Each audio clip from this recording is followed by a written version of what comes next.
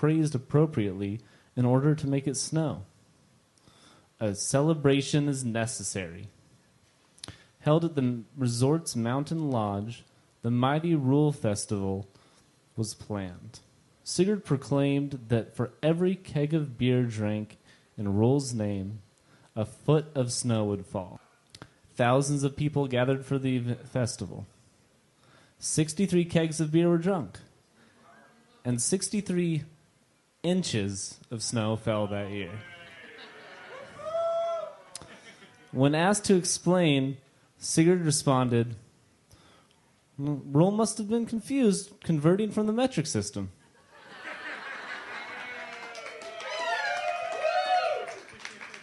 All right, Joel, drink beer for Rule from Wes is your first choice. Here's your second story from Tim Hilton. As a news reporter would claim the next day, it was the most unusual promotion I've ever heard of. Never seen anything like it. In the mid-1990s, Snowshoe Ski Resort in West Virginia was looking for a way to promote their ski area to broaden its appeal. The resort had marked impressive seasons over the past few years and had just opened expanded terrain. The highlight of the expansion was Snowshoe Run, a 1-mile groomer meant for carving and speed. After several meetings, the marketing department finally decided on an event to showcase the expansion, and the new run, the Bunny Hill Bonanza, was born. The idea was simple. Use a snow fence to line the perimeter of Snowshoe Run, have the skiers line up at the top, release 500 snowshoe rabbits onto the run, and let the skiers take chase. For every rabbit caught, you got a free case of beer. There was chaos and carnage from the start. Turns out snowshoe rabbits are fast and not easily caught. Skiers flew out of control, running into each other, over rabbits, and into spectators who lined the snow fence. To make matters worse, hungry hawks saw a chance for an easy meal and started picking the rabbits off and carrying them into the air. Parents ran, covering the eyes of their screaming children. Some rabbits were dropped by the hawks and fell to the earth like wet bags of cement. Needless to say, the Bunny Hill Bonanza did not become an annual event. Only one rabbit was caught and turned in for a case of beer. When asked about it, the catcher stated, "I drank the beer. I didn't feel good about it, but I drank the beer." All right. The Bunny Hill Bonanza from Tim is your second choice. Story 3 comes from Charlene. What happens when a bunch of skiers are snowbound in a ski lodge bar while 14 feet of powder is dropping outside? One of the greatest ski resort games known on Earth is born. That's what.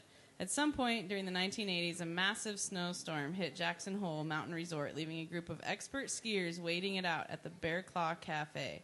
When one of the skiers asked the bartender for a beer, the bartender slid a foamy mug down the bar to the awaiting drinker. Much to everyone's dismay, the skier let the mug shoot off the bar, leaving it airbound before grabbing the handle, drinking the beer, and slamming the mug on the bar top. The place erupted with cheers, and the game of gelande quaffing was born. Now, a regular event at a number of ski resorts, the World Championships of gelande quaffing is held each year at the base of Jackson Hole Mountain Resort. The game is pretty simple. Slide the beer, catch the beer, drink the beer, slam the mug, repeat. Teams are made of 4 players. Positions are rotating and made of pitchers, beer sliders, and quaffers, beer catchers. Pitchers and quaffers stand opposite each other at the ends of a 10-foot-long bar. The pitcher slides the mug of beer. The mug must leave the table, at which point the quaffer attempts to catch the beer and drink the contents. Points are scored for handle catches, 360s, under the leg, and so on. The better the trick, the higher the points. Want to get in on the fun? So do I. Man, I really hope gelande quaffing exists and isn't made up. Then all we need is a local ski resort and brewery to put this thing on. Any ideas?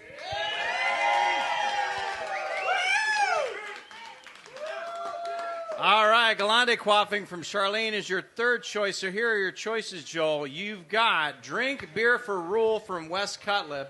You've got the Bunny Hill Bonanza from Tim Hilton, and you've got gelande quaffing from Charlene Honcik. Which story do you choose? That's a tough one. It is. I know that the quaffing is definitely a game. Definitely participated. After hearing Charlene's story, it makes me wonder about this time I was in a bar and a guy asked me if I was a pitcher or a quaffer. I totally read it wrong, and now I get it. It never went back. And that's how Mountain Lakes was born, folks. Yes, that's right. I guess that I'm going to go quaffing then. There you are correct. Oh, yay! Congratulations, Joel. You got it right. You won our prize, free beer, a pint glass, and a lift ticket to Mount Spokane. Remember, everyone, leave wildlife alone. Pray to Uller, not rule for snow. And build yourself a 10-foot table and start practicing sliding and catching those mugs because it's gelande quaffing season. Yeah!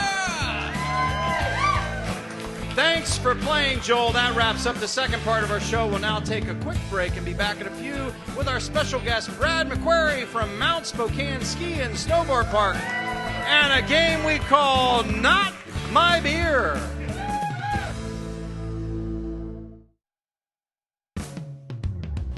Welcome back to the Brewhouse Stage at Mountain Lakes Brewing Company in downtown Spokane, Washington.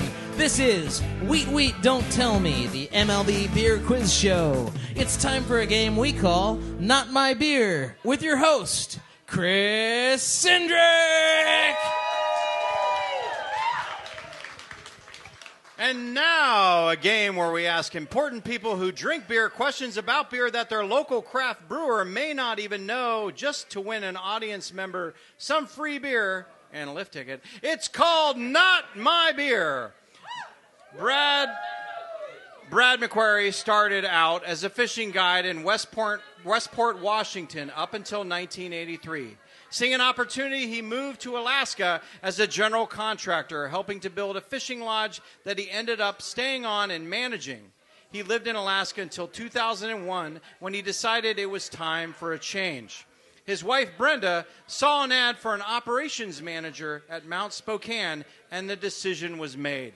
Brad became the general manager soon after and has overseen the full operation of Mount Spokane Ski and Snowboard Park ever since. The history and traditions of Mount Spokane have been deep ever since its start in the 1930s. Brad has only helped Mount Spokane continue to build on that history for the past 19 years. Ladies and gentlemen, please welcome tonight's Not My Beer guest, Mount Spokane Ski and Snowboard Park General Manager, Brad McQuarrie. Well, Brad, it's great to have you on the show. To get started, as I mentioned, there is a significant history to Mount Spokane. I don't think a lot of people, even myself, didn't know how deep that history is. Tell us a little bit about the history of Mount Spokane. You bet, Chris. Thanks for having me on tonight. Mount Spokane is actually one of the oldest ski areas in the nation. Started by a bunch of passionate local folks in the early 30s, officially became a ski area in 1932 and has one of the first ski patrols in the nation. So something to be proud of in this great skiing location of inland Northwest is that Mount Spokane is one of the oldest and the first double chairlift in the world. Oh, really? Is at Mount Spokane. They're all just single chairlifts. So we still get calls nowadays, people saying, hey, we got to come up and check out this first double chairlift, and we've got some parts and pieces of it. There was actually a converted ore cart that used in mining, and two people could ride up to the top of the mountain together. That's a big deal. Yeah. Here, just sit on this bike seat we've welded to this piece of metal. Right. Exactly. Enjoy. So you've seen so much, probably even in the past 19 years. What are some of the biggest projects you've overseen since taking on the general manager role?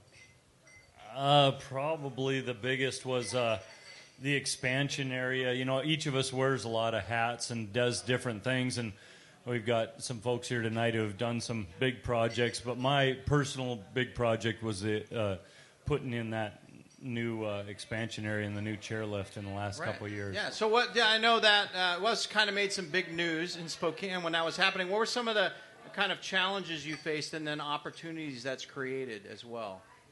Oh boy. Well, the challenge is probably. Spokane is really passionate about their state parks. We don't have national parks here like they do over on the west side, but we have the two largest state parks. So we went through 17 public comment meetings, and if you ask a couple thousand people in Spokane what their opinion should be about Mount Spokane State Park or Riverside State Park, it takes a couple days to get through everybody because everybody's just so passionate. But that also was just a great experience to just hear all these great stories and opinions, but it was hard to boil it down to what everybody could agree on. Right. I gotcha. Yeah. Sorry. Go ahead. I think there was a second part. I can't remember what you said. No, just challenging and opportunities. Oh, how has that helped the resort now? Is it? Well, it's just been good to be able to flesh through those things, and the whole park is growing. The Nordic area, the hiking trails. It's just great to see people have a backyard playground like Mount Spokane, so close to town, and we may not agree on its use all the time, but in the end, everybody's still coming up and enjoying the park, and it's great to just be able to be part of that. Yeah, it's excellent. So are we going to have like a bunny chase on Chair 6? The Bunny Hill Bonanza. I don't know about all the hawks flying down and grabbing I'm down. bunnies. This sounds awesome. Shredding them and dropping them all over everybody. That sounds pretty horrid. I'm in. I didn't believe a bit of that, by the way. They're really fast animals. All right, gentlemen, get yourselves ready. The beer kegs are at the bottom. Go! Right.